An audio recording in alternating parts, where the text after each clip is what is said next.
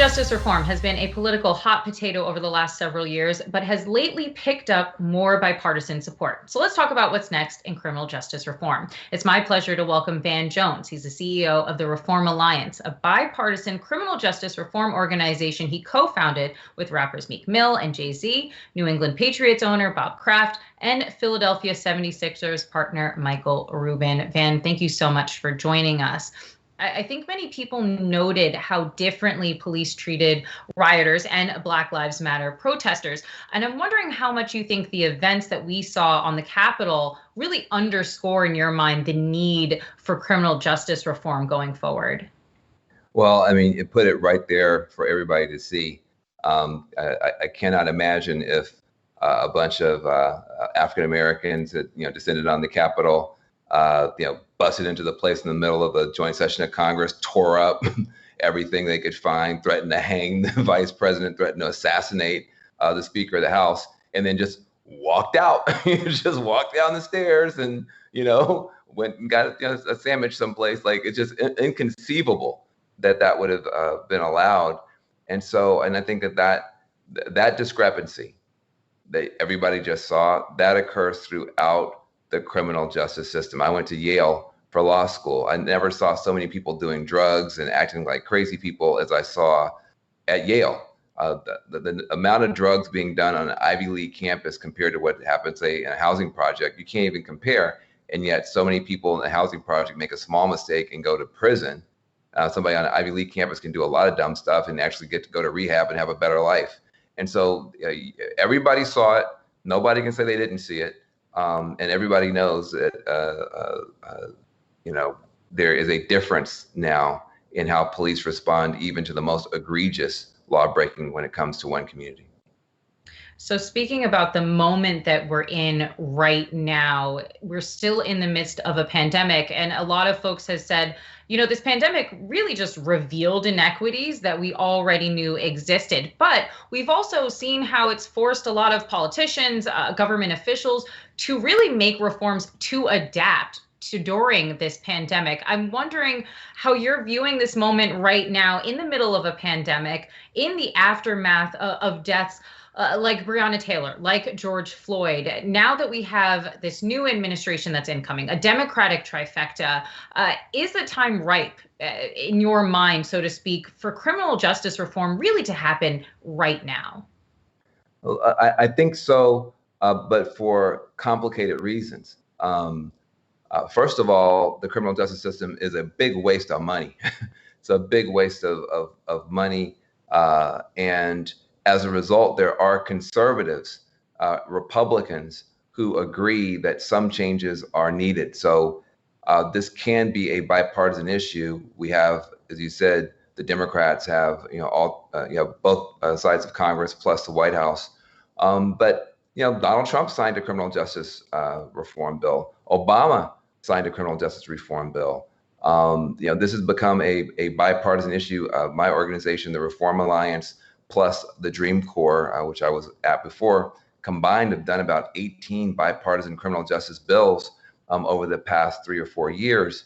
And so there is some common ground here, but I think the urgency of, not wasting money, not ruining lives for no reason, and not just adding to this sense of unfairness should push the issue to the front.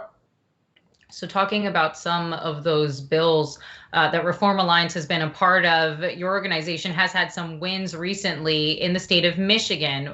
Governor Gretchen Whitmer signed reforms into law that are going to reduce probation sentences and overall decrease the state's caseload by more than 8%. What are some other states that are on reform's target list, if I can call it that? And do you think that this win in Michigan can become a national win? Well, sure. I mean, also last year, we had a very big win in California. Governor Gavin Newsom, who's a big champion of criminal justice, signed a bill that will cap the amount of time people can be on probation and parole to less than 2 years. You think, well, who cares? I'm going to tell you, that is a huge deal. As much as we talk about, quote unquote, mass incarceration, and we have a big problem with that, 2 million people locked up, that is the biggest peacetime population in the history of the world ×2. There's no country in the world that locks up anywhere near that number. Even China only has about 1 million people in prison. We have 2 million. But that 2 million is only 1/3 of the people who are under control of the justice system. There's 4 million who are caught up on probation and parole. And that is a living hell, because you can wind up back in prison even if you don't break any more laws, if you don't commit any new crimes. You can wind up back in prison just for being late to meet with your parole officer, or for going to the wrong neighborhood, not to sell drugs, but to check on your sick aunt. That can get you back in prison. There's so many different ways to wind up back in prison when you're on probation and parole. And the data shows it doesn't help to have somebody on probation and parole for 15 years. If they can get past the first couple of years and comply, they're probably going to be okay. And so California is a big win. We want to see similar changes in Georgia and Pennsylvania, Iowa. We also had a good initial victory in Louisiana. So there are a number of different states that we are working in on a bipartisan basis. And we think it's just smart. Who wants to hire somebody who is always looking over their shoulder and having to leave in the middle of the day to go talk to their probation officer? It makes it hard for people to come home and do well when we make it so hard for people. Just a moment ago about how the criminal justice system is a huge money waster.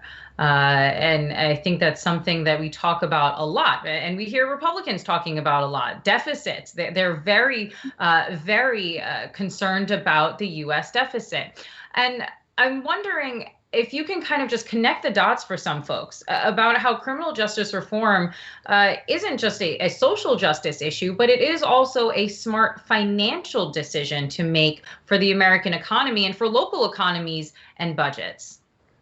Well, listen, we spend $80 billion a year, every year, locking people up.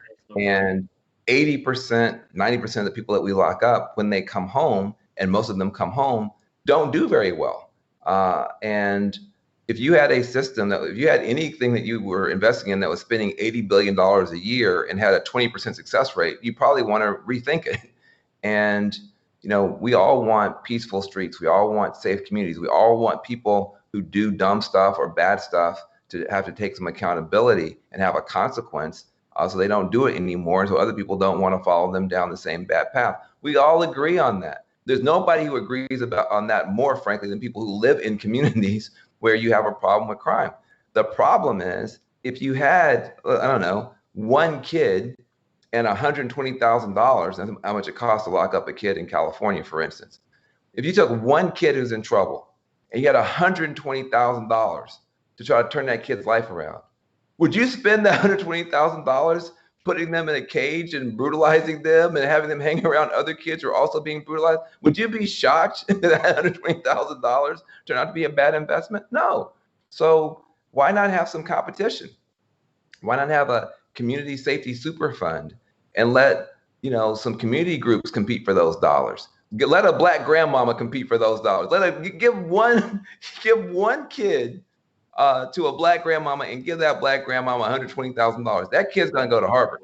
It's just like, that's just the bottom line. Like we are wasting so much money. So Van, the money issue is really something that's going to force both sides of the aisle to the table around this point of wasteful spending in the criminal justice system. I'm wondering, what are those areas that both sides can agree upon beyond the fact that this is a waste of money? Where are those areas for compromise to move criminal justice forward in terms of reform? The issues that we've seen bring people together across party lines have to do with three things. One is the way that women and mothers are treated in prison is just unbelievable and horrible. And seeing people with their kids taken away, they're shipped across the country sometimes if they're in the federal system. And so we've been fighting and winning these dignity for incarcerated women fights through the Dream Corps Cup 50 campaign with our allies, our many, many allies. And that has brought people together because conservatives don't like to see women and moms in particular being mistreated and shackled when they're giving birth to babies and all kind of just terrible stuff. Another issue, again, has been probation and parole reform. Most people assume that if you're on probation and parole, if you go back to prison, it's because you committed a new crime. You're stealing cars, you're selling drugs. They do not understand, Republicans or Democrats, how somebody can go back to prison for a year or 2 years because they were late to a meeting with their probation officer. There must be other ways to, impose consequences on people when they're under supervision than sending so many people back to prison for technical violations. And the last thing is just the overall issue of what we call reentry. We should be in the homecoming business. When people serve their time, whether they should have served it or not, all these people who want to see prisons being closed and dramatically shrunk in size, what do we do with folks when they come home? And that has been an area of real bipartisan agreement. People need to have their voting rights restored. People need to have the ability to expunge their record. So after a while, look, if you commit a felony when you're 19 years old, you snatch a purse, you break into somebody's house, when you're 29 and 39 and 49 and 59 and 69, you still can't rent an apartment. You still can't get a student loan. You still can't, get a lot of different kinds of jobs. That doesn't make any sense. And so, all of these things around housing and jobs and education and stuff like that, when people come home, is another area of common ground. And if we can have people come home more successfully, that stops the revolving door of people going back in and back in and back in.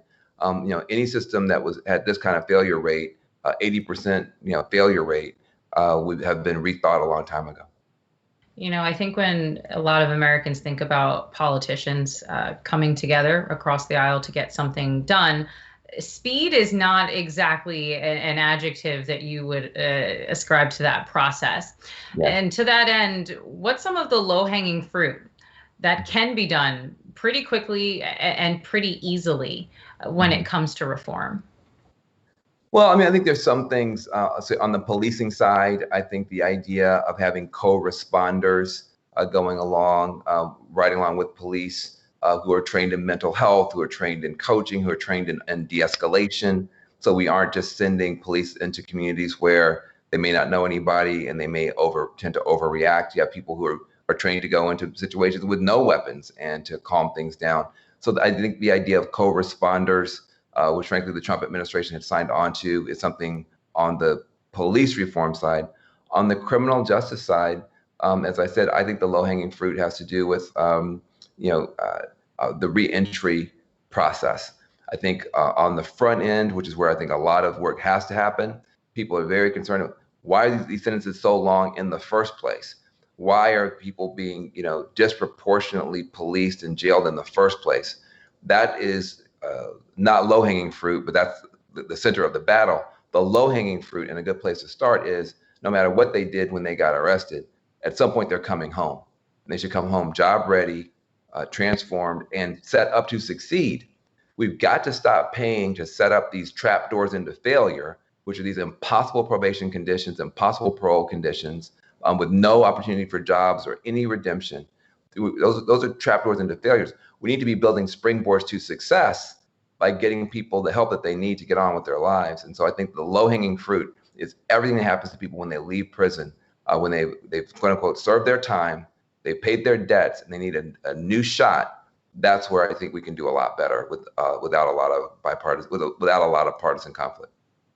You just mentioned the Trump administration and some of the moves that they made for reform. We have a new administration about to take oath of office. What should the top priorities be for a Biden-Harris administration, and how best do you think they need to effectively get them done? Well, the good thing about the Obama administration was, even though they didn't pass a bunch of laws on criminal justice, they passed a couple, but they made sure the Department of Justice was not focused on just giving people these long sentences, just throwing the book at people. For a long time, the Department of Justice prided itself on taking somebody who's a nonviolent drug offender, to use that old phrase, and giving them 30 years or 50 years or 2 lifetimes or whatever. And it doesn't make any sense. So Obama changed that. Trump, unfortunately, changed it back all too often. And so I think, Biden has a chance to go back to what was working under Obama, which is to make sure you're reserving your harshest punishment for your toughest cases and not wasting a whole bunch of money on people who really there are other alternatives. And and you don't have to change any laws to do that. There's a lot of stuff that Biden's Attorney General Merrick Garland can do. It does not require a single vote in Congress. They can just stop charging and overcharging, a bunch of these different categories, and you could see a real big difference in terms of right away change, at least at the federal level. All right. Van Jones, CEO of the Bipartisan Criminal Justice Reform Organization, the Reform Alliance. Thanks so much for joining us. Thank you.